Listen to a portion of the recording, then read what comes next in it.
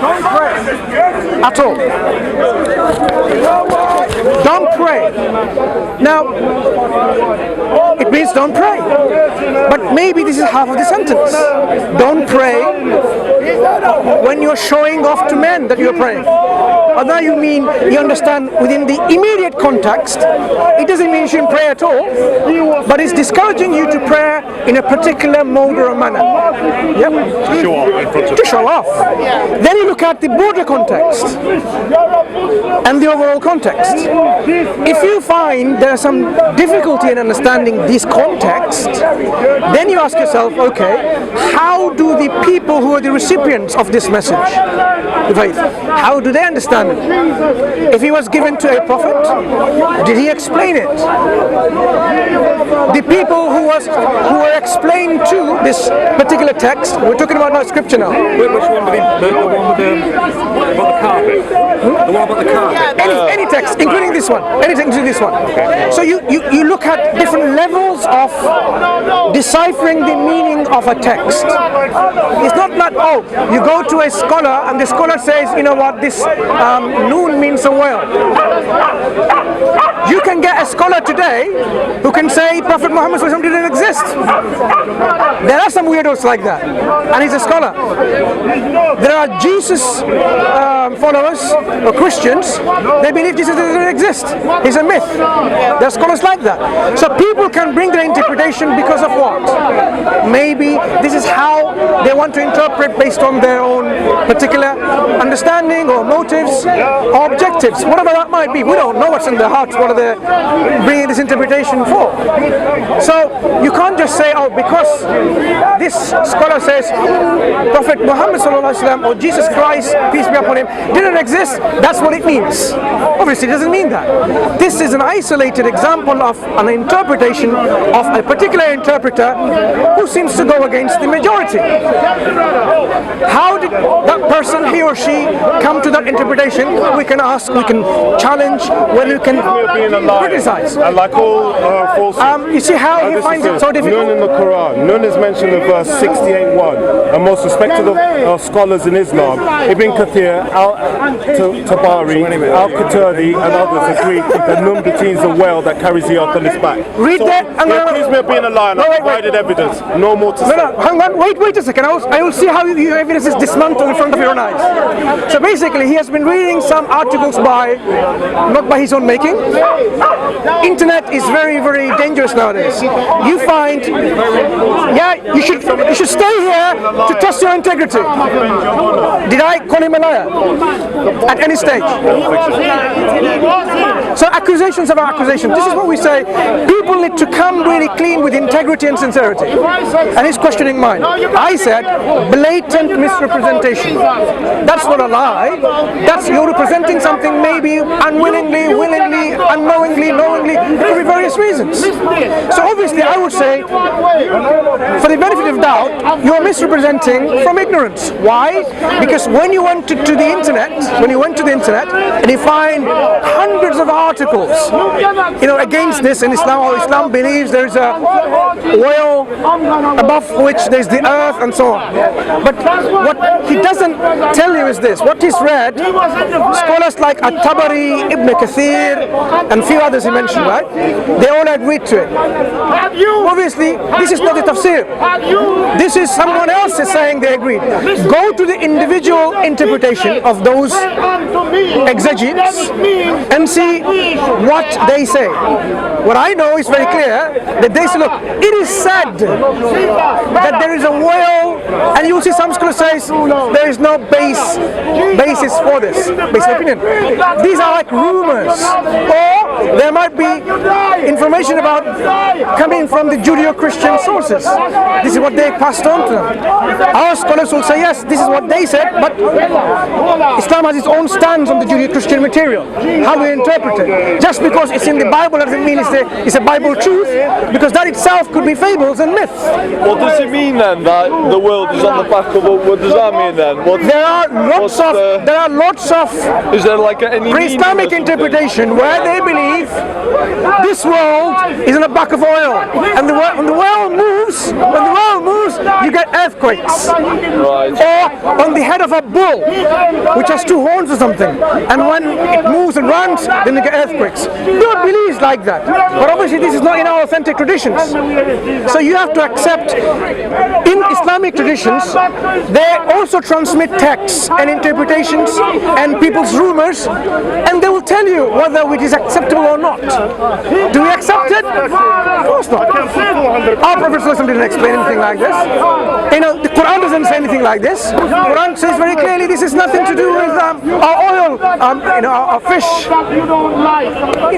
So when people come along and say, you know what, this is what the Quran says, now we have to ask, did they really examine the Quran as it should be examined?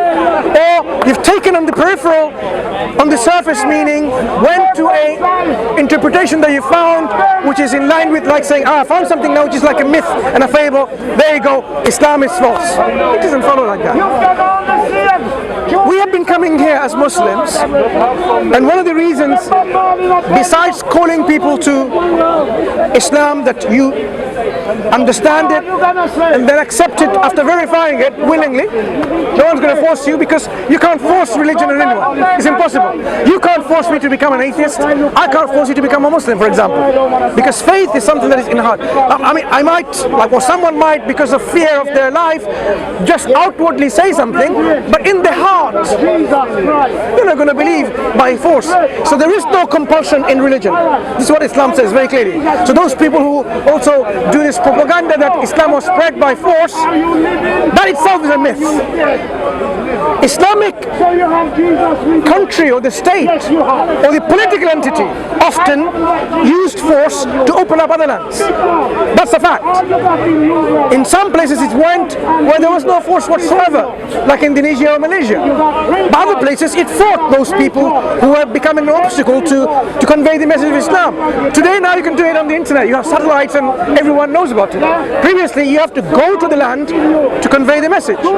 So yes, political Islam often had this military engagement where there was fighting. But as a faith, it's impossible. It's impossible, because what happened when Islam conquered a particular land and then it went to another land to conquer? Why would those people join them to conquer? This is only one time in history that we know of where the people who were conquered, they joined their conqueror to open up other lands. Elsewhere, whether it was the Alexander the Great or other great conquerors, when they went and they opened up a conquered land and they left, people said, now we can relax. Those people who invaded our land, they're gone. That was people's relief. But in Islam it was different. Why? Because they have seen the truth of Islam, and that's why they joined to open up another land. So coming back to the issues of the carpets that we're discussing, how Allah or God has spread the earth like a carpet. This is a description to say, in the Quran there are many descriptions where Allah says He flattened the earth. He made it like a carpet. Why? As opposed to leaving with the mountains everywhere. When the earth was formed, as we know from science, it wasn't as smooth like this. We are constantly flattening our earth to make it habitable, to make it somewhere where we can actually easily walk and easily go about. People cut the mountains and put trucks there, right? So we are leveling all the time. So Allah is saying He has made the earth as an expanse. It doesn't mean He made it flat. There is no verse in the Quran whatsoever that the earth is flat. In fact, the Quranic descriptions of the earth are two types. One in relation to everything else, trees and mountains and rivers, to show you the actual topology of the surface. surface, and the other description is of the category of the earth in relation to other celestial bodies, the moon, the sun, and the stars. So when it talks about the other celestial bodies, it describes it in a way like how God coils the night and the day. Right? How do you coil the night and the day on a flat surface? You can't. You can't. So there are some flat earthers there. I'm not sure they're there today. Even in 21st century, they believe the earth is flat. But when the Quran came, it made it clear that the earth is not flat. The earth is flattened for living. That's the distinction. And if you look at it now, look at any surface you go to. We are leveling it, we are flattening it for our convenience. And this is what Allah is describing how it is. So is there any, that's the 2 points I heard you mentioning. I mean, it's unfortunate that if I were a Muslim, and I am a Muslim, and I come to tell you about, the evils of this religion, and I don't even tell you about my religion at all, then it tells you something quite profound, I think. That's, you're not interested in conveying, propagating your religion that you believe in, your faith, but somehow trying to dismantle all the others. Yeah, I jumped in halfway through the conversation, but I don't know exactly what the conversation was about. So, same as you. It was about him saying that the carpet. I think we caught sort of half the conversation. I mean, this is what I find. I mean, you can do comparative analysis of texts. Look how the Quran is scientifically absurd or not, for example. If you're speaking to someone, man or woman of science, and you can say, look, I have criticisms of certain concepts that are found in the Quran. Oh, the Quran says X, Y, and Z. I don't think this is in line with reality. Then we can have a discussion. If you come with a preconceived mind already that this is what the Quran says, when Muslims don't believe it in the first place, neither do their scholarship over the last 1439 or 40 years, then you are actually misrepresenting their faith. Yeah. So, as a Muslim, if I were to ask you very humbly, are you a Muslim? No. Right. Do you know what a Muslim is and what Islam is? Not particularly knowledgeable, but one who submits to God. One who submits to God. The one who submits to how many gods? How many? There are many gods, as people say, but actually there aren't many gods in reality. Submitting oneself to God by compulsion or willingly?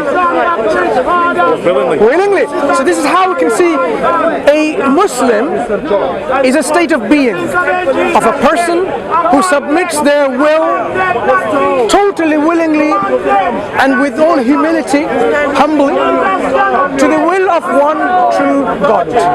If you do that, then you become a Muslim and you identify yourself with the religion of Islam, because these are Arabic terms. Islam is that religion or this message, that way of life where people submit and surrender to the will of God. And isn't that what we should be doing in the first place? Because the reality is we are a creation. Or is there a question about that as well? That there is no God, that there is no creator. Don't people say that nowadays? A lot of people say that. I mean, this is one thing that I find it quite strange when looking at the evidence. We don't question the sun and its existence. Or prove to me the sun exists. Proof. No, I don't believe the sun exists. Prove to me the sun exists. That sun. Then you can't even look at it. It's so bright. And you can feel the heat. So the illumination and the heat, you can feel it.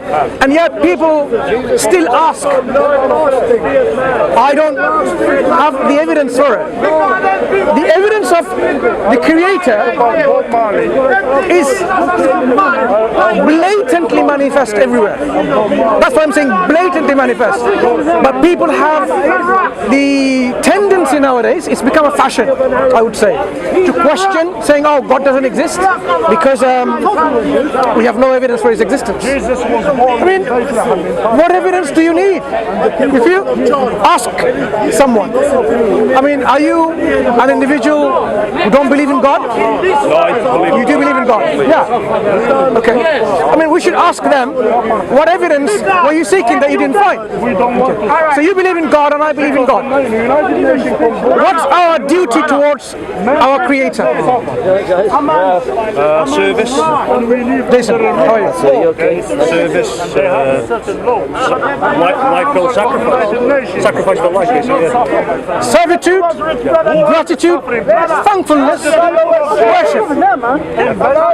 The one who created us, we should be grateful for everything the Creator has created us for. So the essence of worship is this gratitude. So when Jason believes in God, you believe in our God, and I believe in God, our common understanding is that we should single out God in His worship. That we don't worship this tripod instead, or besides, or along with God. Do you agree? We should not worship anything other than God, because that's the right of our Creator on us. So when we disagree on many things, we have to agree on one thing, that the only thing that we should agree all together, that we should worship none but God alone. None but God alone. Worship, you would say, with all the heart, with all the mind, with all the soul, right? That's what is commanded of you. Exactly. You should be in all sincerity worshiping God. So when we worship our God, we are fulfilling the very purpose that we are created for. The purpose of our creation. Yeah. Because once we die, there is a purpose that we shall fulfill before we go into the next life. You believe in the next life, Jason? Of course you do. So we should prepare ourselves in this life for the next life. So the disagreements that we may have is something that we can work on. But we should also focus on our agreements, that we should all come together to this common word, that we worship none but God, and we do not take our priests and our rabbis as Lord besides God, and take them as gods.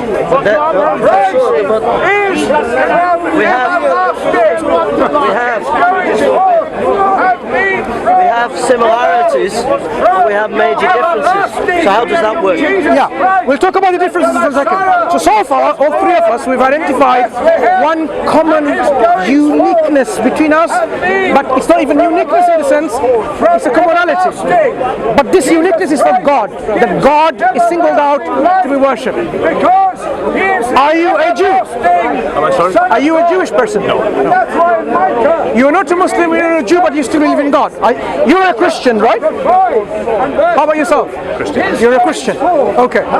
So the differences between Islam and Christianity Christ Jesus is mainly on and he was born the concept of God, of Judea, the person of Christ, man, the concept of salvation. Say again, sorry. The concept of salvation. Yes, yes. Bethlehem, And from this stems all other branches of differences. that he might save his people. When we say concept of God, you don't believe God is a mother and a woman, do you? Was called Jesus. You don't. God the Savior. Why would you believe God is a mother or a woman? His people. Why would you? From their sins. Only God can save. But you believe God is a father and a man. And Jesus Christ We don't, as Muslims. So the question would be, what makes you give this concept of God that you so dearly hold, where God is spoken as a father and a son? Can I hear from him and then I can hear you? We've spoken before, but I'd like to hear this gentleman. What's your name? John. John. This is Jason. He comes all the way from Manchester. Carry on. Sorry, sir. Repeat the question. What is the reason? What are the reasons that you believe God is described as a father and a son and come down as a human being? I believe in the inspiration of Scripture, first and foremost, and I believe, like the divinity of Christ can be proven from Scripture. Just by asking one simple question. Who raised Jesus from the dead? It's a gospel. And what's the answer? Well, Galatians 1, I think, says that God the Father who raised him from the dead.